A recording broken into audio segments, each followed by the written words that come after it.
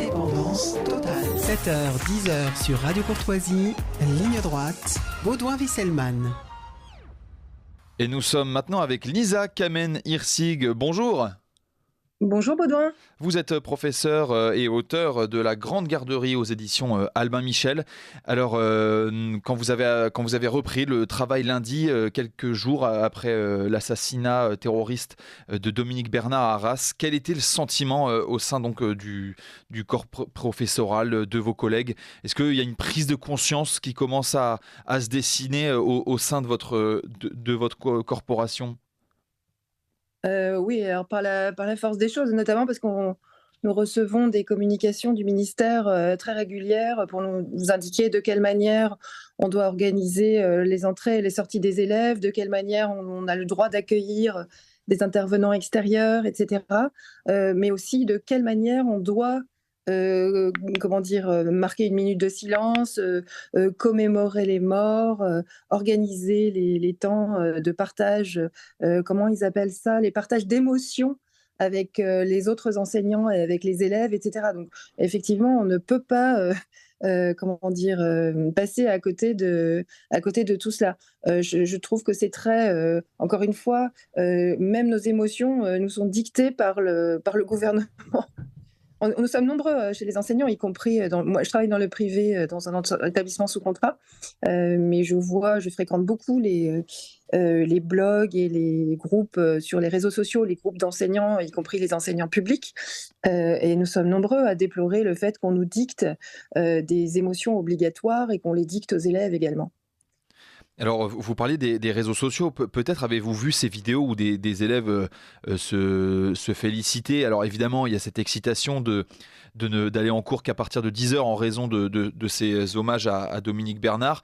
Mais ces élèves ont pris cette nouvelle avec légèreté. Est-ce qu'il y a une banalisation de l'horreur presque, y compris chez les élèves ? Oui, alors on s'adresse à des adolescents, à des jeunes gens. Il me semble pas qu'on puisse attendre d'un enfant de 12 ans une autre réaction que le fait de se réjouir de ne pas aller à l'école. C'est des événements qui pour eux sont très loin.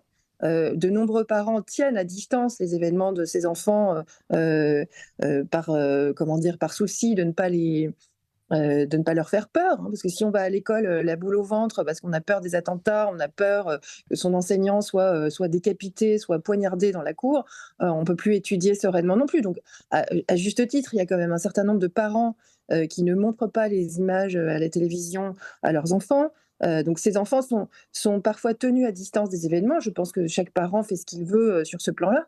Un enfant de 10 ans, de 12 ans, puisque ça concernait les collèges et les lycées, hein, le fait de rentrer plus tard. Les écoles primaires sont rentrées comme d'habitude. Mais le fait qu'il ne soit pas affecté et qu'il ne se plaigne pas de ne pas aller à l'école le matin ne me surprend pas beaucoup, hein, pour tout vous dire.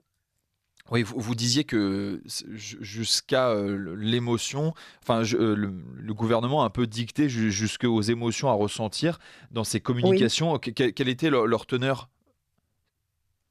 Je les ai plus en tête très exactement, mais je me souviens justement de ce mot, de cette expression, partager les émotions. Et voilà, moi, il me semble que on devrait laisser à chaque chef d'établissement la possibilité d'organiser ce temps de réflexion à sa guise, d'ailleurs de ne pas l'organiser s'il ne le souhaite pas. Un chef d'établissement dirige une communauté éducative, il sait si les enfants ont besoin de ce temps-là, il sait si les parents le requièrent pour leurs enfants, etc.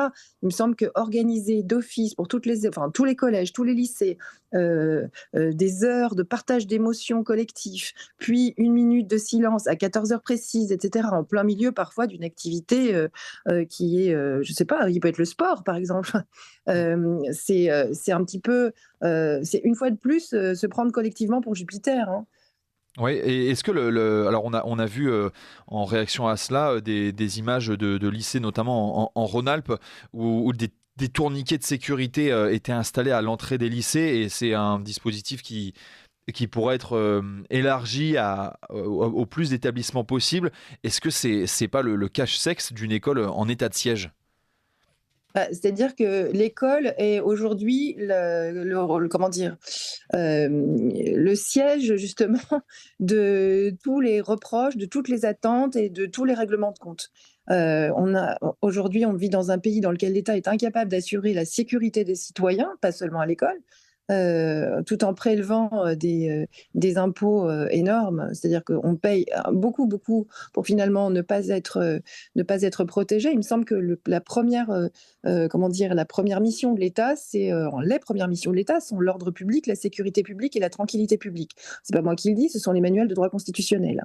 Et que ces missions-là, aujourd'hui, ne sont pas remplies correctement. En revanche, on demande à l'école qui, elle, n'est pas un domaine régalien. Je ne vois pas en quoi et pourquoi l'État serait forcément le seul à pouvoir organiser l'école en France, et c'est le cas aujourd'hui puisque c'est un monopole.